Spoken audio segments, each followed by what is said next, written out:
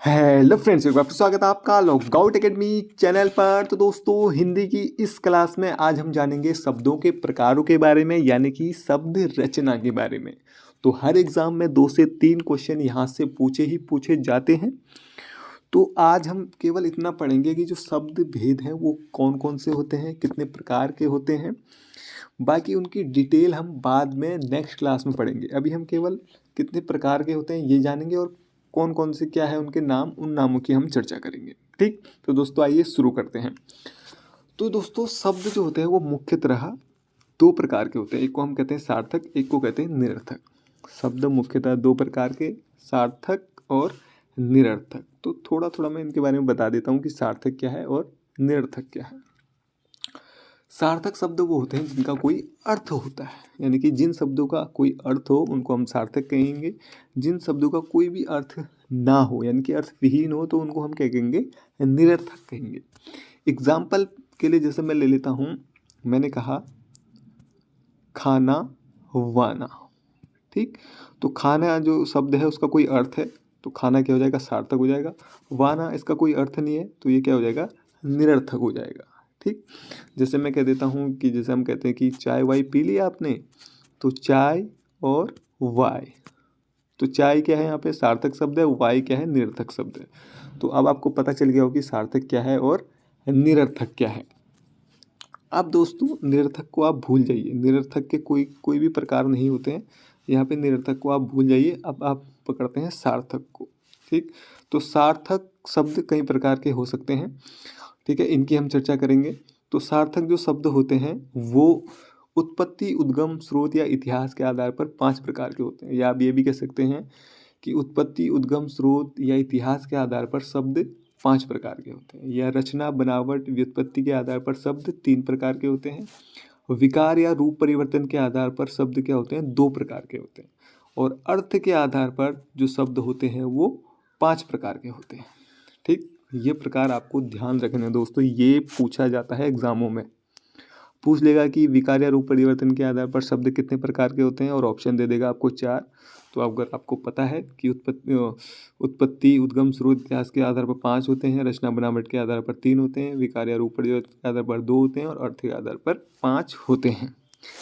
अब हम जानते हैं कि ये 5 कौन कौन से होते हैं, या ये 3 कौन कौन से हैं, ये 2 कौन कौन से हैं, और ये 5 कौन कौन से हैं अर्थ के आधार पर। ठीक है, इनको जानेंगे, इनके नामों को क्योंकि आप जान लेंगे ताकि आपको कोई कन्फ्यूजन ना हो एग्जाम में।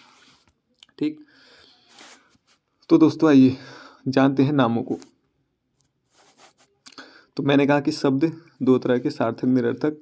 सार्थक में भी आपके आ जाएंगे उत्पत्ति, उद्गम, स्रोत के आधार पर 5, रचना बनावट के आधार पर 3, विकार या रूप परिवर्तन के आधार पर 2, और अर्थ के आधार पर 5। ठीक, अब कौन कौन से हैं उनकी नामों की हम चर्चा कर लेते हैं। तो देखिए दोस्तों, उत्पत्ति, उद्गम, इतिहास, स्रोत के आधार पर मैंने कहा 5 प्रकार के होते हैं। तो 5 नंबर आपको याद रखना ही रखना है। और 5 कौन कौन से हैं, तो इसमें सबसे पहले आता है तत्सम, तद्भव, देशज, विदेशी और संकर। ये है उत्पत्ति, उद्गम, स्रोत के आधार पर। ठीक, फिर आ जाएगा रचना, बनावट, व्युत्पत्ति के आधार पर 3 प्रकार के मैंने कहा, कौन कौन से, रूढ़, यौगिक और योग रूढ़। ठीक, तो दोस्तों मैंने कहा कि रचना, बनावट, व्युत्पत्ति के आधार पर जो शब्द हैं वो 3 प्रकार के होते हैं, रूढ़, यौगिक और योग रूढ़। ठीक, इसमें से जो भी यौगिक जो शब्द है उसके भी प्रकार होते हैं। ठीक, तो यौगिक के भी 4 प्रकार हैं दोस्तों। कौन कौन से हैं ये 4 प्रकार, संधि हो गया, समास हो गया, उपसर्ग हो गया और प्रत्यय हो गया। ये किसके पार्ट हैं, यौगिक के पार्ट हैं। ठीक, उसके बाद मैंने कहा कि विकार या रूप परिवर्तन के आधार पर शब्द 2 प्रकार के होते हैं, विकारी और अविकारी। ठीक, तो विकारी के भी दोस्तों प्रकार होते हैं, विकारी के 4 प्रकार होते हैं, और अविकारी के भी यहाँ पे 4 प्रकार, यानी कि अविकारी शब्द 4 प्रकार के होते हैं, विकारी शब्द भी 4 प्रकार के होते हैं। तो कौन कौन से हैं ये, तो विकारी शब्द जो होते हैं वो होते हैं संज्ञा, सर्वनाम, क्रिया और विशेषण, इनको हम कहते हैं विकारी शब्द। और अविकारी शब्द जो होते हैं वो होंगे दोस्तों यहाँ पर क्रिया विशेषण, विस्मयादि बोधक, समुच्चय बोधक और संबंध बोधक। ठीक, इन सभी को हम पढ़ेंगे। ठीक, तत्सम शब्द क्या है, तद्भव क्या है, संधि क्या है, संज्ञा क्या है, सब हम पढ़ेंगे, पूरी डिटेल से पढ़ेंगे। लेकिन अभी हम केवल शब्द रचना के बारे में पढ़ें, उनके प्रकारों के बारे में पढ़ें, केवल इतना ही ध्यान रखना है आपको भी। ठीक, उसके मैंने कहा कि अर्थ के आधार पर 5 प्रकार के होते हैं। कौन कौन से, एकार्थी, अनेकार्थी, समानार्थी, विपरीतार्थी और श्रुति। ठीक, ये है दोस्तों शब्द रचना। ये आपको अपने माइंड में बैठा लेना है, ये नंबर कितने प्रकार के हैं और कौन कौन से हैं। तो दोस्तों अब आपके दिमाग में कोई भी कन्फ्यूजन नहीं होना चाहिए शब्द भेद के लिए। ठीक, कितने प्रकार के होते हैं मैंने बता दिए, शब्द भेद कौन कौन से हैं उनके नाम भी बता दिए। ठीक है, और उसके अंदर भी कई पार्ट्स हैं, उनके नाम भी मैंने आपको बता दिए। बस आपको नंबर याद रखने हैं कौन कौन से हैं और किसके अंदर कौन से प्रकार आते हैं, ये भी ध्यान रखने हैं। क्वेश्चन पूछा ही पूछा जाता है, प्रीवियस ईयर के आप पेपर उठा के देख लीजिए, उसमें भी कई क्वेश्चन यहाँ से पूछे गए हैं और लगातार पूछे ही पूछे जाते हैं। ठीक, तो दोस्तों अगर आपको कुछ भी इसमें समझ में नहीं आया है तो कमेंट बॉक्स पे कमेंट करके बताएं कि आपको क्या समझ में नहीं आया है। और दोस्तों वीडियो आपको अच्छा लगा है तो दोस्तों वीडियो को लाइक ज़रूर करें। साथ ही दोस्तों आप चैनल पर नए हैं, पहली बार चैनल पर विजिट कर रहे हैं तो चैनल को कर लीजिएगा सब्सक्राइब, क्योंकि ऐसे ही वीडियो हम लगातार यहाँ पर आपके लिए डालते रहते हैं। जॉब से संबंधित हो गया, एग्ज़ाम से संबंधित हो गया, ठीक है। हिंदी की इससे पहले की क्लासें हम कर चुके हैं, 7-8 क्लासें हम कर चुके हैं शुरू से लेकर अभी तक।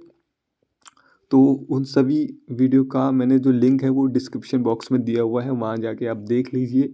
ठीक है, सारा कुछ वहाँ पे बताया हुआ है हिंदी के बारे में। अब हमने जो ये भेद पढ़े हैं, इन भेदों को अब एक एक करके डिटेल से पढ़ेंगे।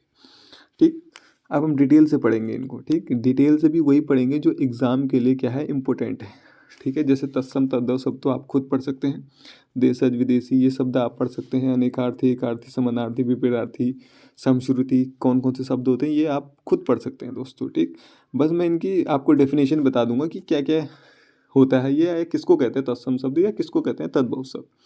बाकी शब्द तो लाखों हैं हजारों हैं, वो आपको खुद पढ़ने होंगे। ठीक, बाकी जो पढ़ने वाला है जैसे संज्ञा हो गया, सर्वनाम हो गया, रूढ़ यौगिक योग रूढ़ ये भी शब्द ही हैं, इनको भी आप खुद पढ़ लेंगे।